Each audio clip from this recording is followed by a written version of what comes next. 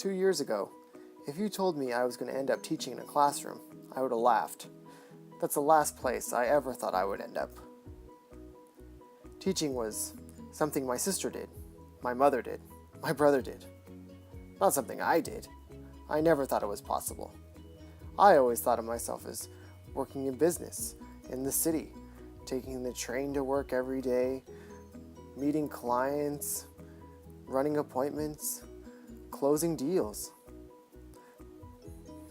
I never thought I'd be walking the halls of school, listening to lecture, taking notes, working on homework, studying in the library, working on group projects.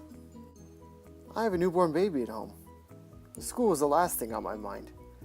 How was I going to do this? Work, take care of her, all while managing the day-to-day responsibilities of being a parent.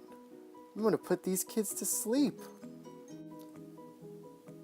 Over the last 2 years, I've learned and grown much, and stretched in ways I never thought possible. Entering the program, I was sold that technology was the way of the future in education. It provided new tools and ways of reaching students. Before I reached students, I need to understand the language, and that was my biggest growth, was understanding the language of education. Education has a language, and I needed to learn it fast. I often felt like I was playing catch-up, competing with students who had taken 4 years of education courses. At the same time, I had to grow in my technical skills. I had to learn new content delivery systems, apps for education, video programming, and gamification skills. These were all incredibly new to me, but also exciting. These new skills would help me be the best teacher possible and prepare me to be a professional.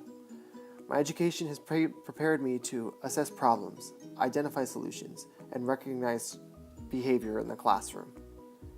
I can create a style by marrying my education with my personality. These are some of the classes that I've taken during my program. They're all technology-based, which leads to the research project upon exiting the program. I choose to do a personal project rather than one that deals with the classroom. For me, the biggest 2 hurdles have been sleep and time management. The reason for this is simple. I have a 1-year-old daughter, Emma, who I love, who takes up the majority of my time. So my problem is this. My daughter Emma wakes up 2 to 3 times a night to eat. This causes her mother and I to be extremely exhausted. This makes this master's program extremely more difficult. My goal is to reduce this feeding down to 1. This would reduce sleepless nights and the terror of waking up to a screaming newborn. Currently, we put our daughter to bed with this routine. Give her a bath, lotion, teething medicine, Tylenol if required, a brief TV show, we read her a book, and then we put her down for the night. At the advice of our doctor, she recommended feeding her a full bottle right before we're about to put her to bed. We added this to our current routine and tried it for 4 weeks, hoping to avoid more sleepless nights. These are the results that occurred over the last 4 weeks. We saw significant progress from week 1 to week 2. She was only waking up once, maybe twice a night. In week 3, she caught a really bad cold, fever, and cough. This caused her to wake her up 4, 5, 6 times a night.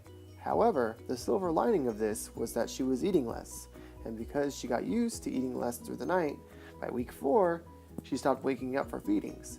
This led her to wake up not once in the whole night, and she currently doesn't wake up at all.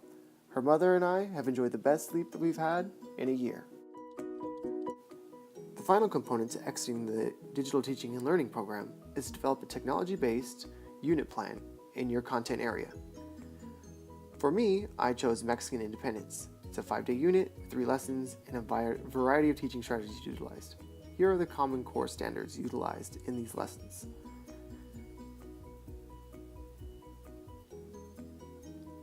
Here are some of the technology standards utilized in these lessons.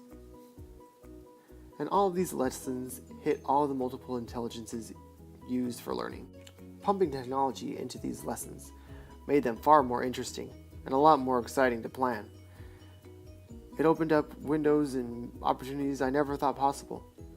The first lesson is a jigsaw, a modified jigsaw actually. The students will break into groups, and each group takes a specific content area of the chapter. Students will create a presentation, poster, visual skit, or song and present to the class. This should take 2 to 3 days. Each student group will present their information to the class, however they choose. The second lesson is a social media post.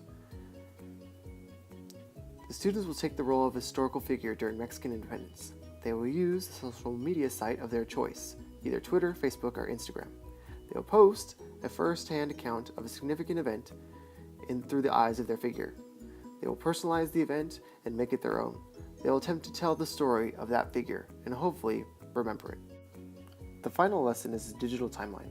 Students will find images, video, music, and create a living, breathing timeline with technology. They will work into groups. Students will create a timeline of 3 significant events using images or video of their choice. Each group will be assigned a different section of the timeline. They will combine all their images and media and create a class timeline used for review.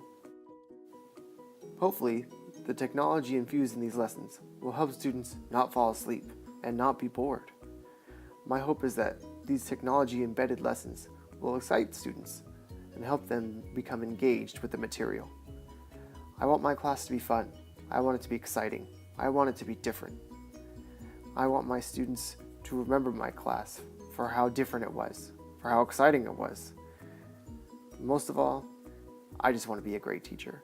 My time at Azusa, I've grown much, and I think I'm prepared to enter my new career. Thank you.